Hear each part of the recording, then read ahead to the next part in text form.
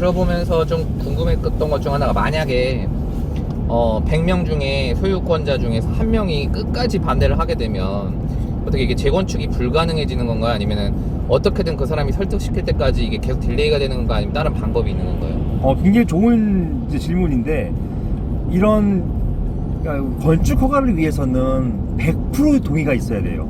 이런 소유자들의 100%의 동의가 필요한 게 이런 상가 오피스텔 재건축입니다.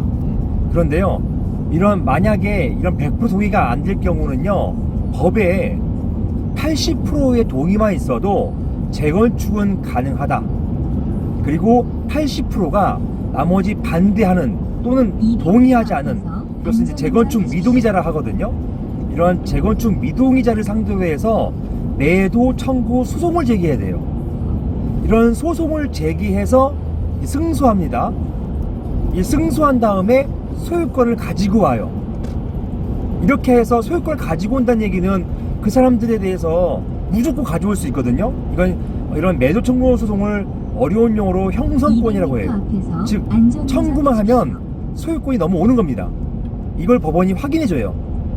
이렇게 소유권이 넘어오면 이제 등기가 넘어오는 거거든요.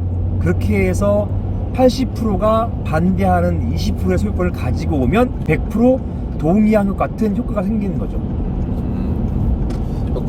그것도 있었고, 또 하나 궁금했던 것 중 하나가, 사실은 굳이 조합 그 이사나 이런 임원들이 되는 이유가, 아까 왜냐면 정관을 들어보니까 전체 조합장이랑 뭐 그 감사는 돈을 받는 것 같던데, 이사들에 대한 따로 비용 지급이 있는 거는 못 들었었거든요. 이사가 돼도 비용을 받는 게 있거나, 혹은 이렇게 이사나 이런 뭔가 직분을 재개발할 때 갖게 되면은 또 특별히 더 얻는 어드밴티지 같은 게 있나요? 굳이 사실은 뭐 고생할 필요는 없잖아요. 근데 이제 그 임원이 되면 특별히 좀 더 받게 되는 것들이 있는지 또 궁금하더라고요. 아까 얘기 듣다 보니까.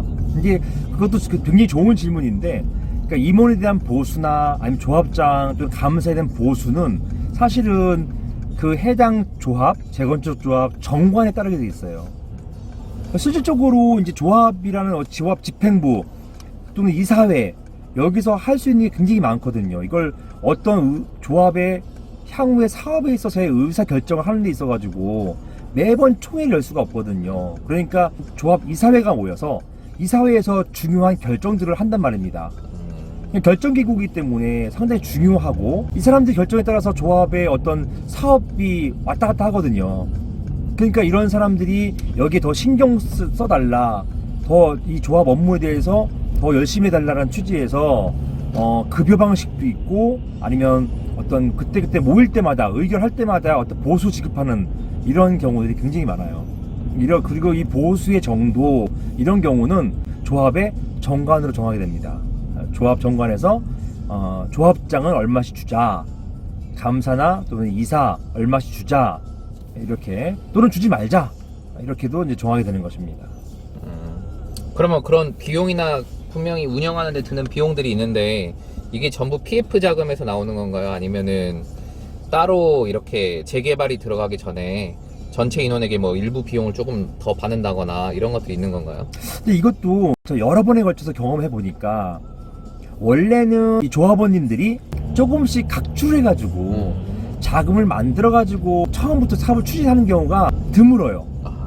이런 경우는 굉장히 드물고, 이제 조합이 돈이 생기는 때가 언제냐면 재건축 결의가 통과되고, 그렇게 통과되고 나면은 이 재건축 동의한 분들의 재산을 담보로 돈을 빌릴 수가 있어요.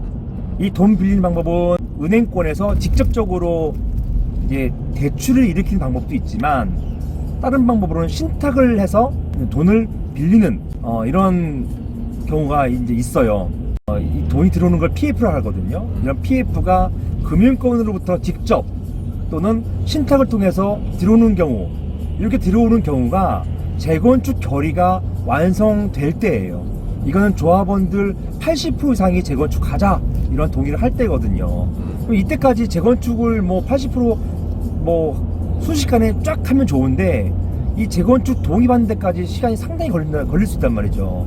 그럼 이때까지 들어가는 비용은 어떻게 마련하느냐, 이런 것을 원래는 각출을 하는 것이 원칙이지만 각출하지 않고 투자금을 받아가지고 운영하는 경우도 굉장히 많아요.